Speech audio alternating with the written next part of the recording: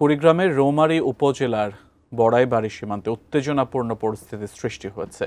২৭ মে ভোররাতে ভারতীয় সীমান্তরক্ষী বাহিনী বাংলাদেশের অভ্যন্তরে বেশ কিছু ভারতীয় নারী পুরুষকে অবৈধভাবে ঢুকিয়ে দেওয়ার চেষ্টা করে।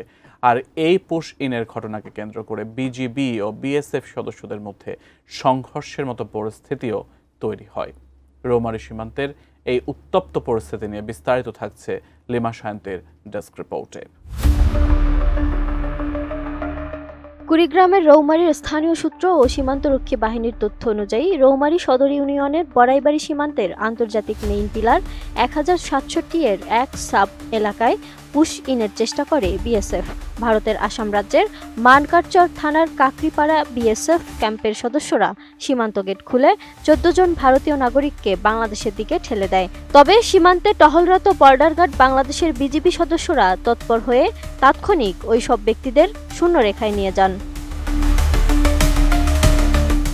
এ সময় ভারতীয় বিএসএফ সদস্যরা উত্তেজিত হয়ে বিজিবিকে লক্ষ্য করে অকথ্য ভাষায় গালাগাল শুরু করে এবং ৪ রাউন্ড গুলি ছোড়ে। পরে বিজিবির সদস্যরা সীমান্তের শূন্যরেখায় অবস্থান নেন।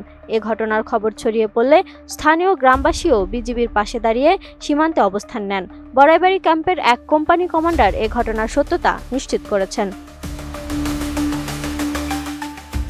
Walton Washing Machine, simplifying life with hassle-free washing. এছাড়াও একই দিন ওই সীমান্ত এলাকায় বিএসএফ সদস্যদের ছোড়া একটি ককটেল বিস্ফোরণের ঘটনাও ঘটে। এর ফলে চরম আতঙ্কের সৃষ্টি হয় এলাকায়। গ্রামবাসীরা জানায়, এমন বিস্ফোরণ ও গুলির শব্দে নারী শিশু থেকে শুরু করে সাধারণ মানুষ দুশ্চিন্তায় পড়েন। আতঙ্কে বাড়ি ছেড়ে অন্যত্র চলে যান অনেকে। স্থানীয়রা জানান, বিএসএফ ভোরে কাঁটাতারের গেট খুলে ওই ১৪ জন ভারতীয় নাগরিককে বাংলাদেশে ঢুকিয়ে দিতে চেয়েছিল। বিজিবি বাধা দিলে বিএসএফ ক্ষিপ্ত হয়ে গুলি চালায় এবং এখনও সীমান্তের ওপারে প্রচুর ভারতীয় জওয়ান অবস্থান করছে। এমন পরিস্থিতিতে দুই দেশের সীমান্তে চরম উত্তেজনা বিরাজ করছে। সীমান্তে নেওয়া হয়েছে বাড়তি সতর্কতা।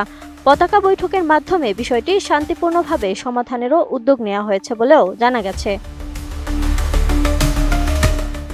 এদিকে বিশ্লেষক ও নিরাপত্তা বিশেষজ্ঞরা বলছেন, এ ধরনের ঘটনার ফলে সীমান্তের স্থিতিশীলতা ব্যাহত হওয়ার পাশাপাশি দুই দেশের দ্বিপাক্ষিক সম্পর্কেও প্রভাব পড়তে পারে।